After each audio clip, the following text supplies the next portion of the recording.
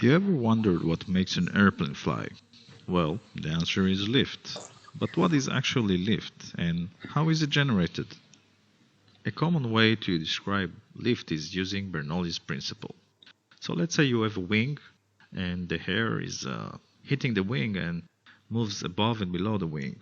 So the general idea is that the air above the wing moves faster, and because the air moves faster, a lift is generated, and the lift is caused by the air pressure below the wing, which is bigger than the pressure above the wing. This is the standard explanation for lift and Bernoulli's principle. Basically, what we see here is the essence of Bernoulli's principle and lift. Because of the difference in speeds, there is difference in pressure and lift is created. But why does the air move faster over the wing?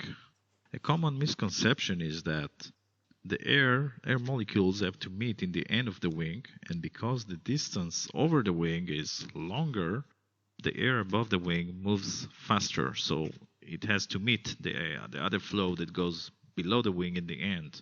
But this is actually a wrong explanation. The real reason that the air moves faster over the wing is that the external air pressure, which is actually the atmospheric pressure, is lower in that area. And in general, air will always move from a high pressure area to a low pressure area, and it will also move faster in that process. And that is, in fact, the reason that we have the speed difference between the two sides of the wing. The reason that air will move from a high pressure area to a low pressure area is related to the law of conservation of energy.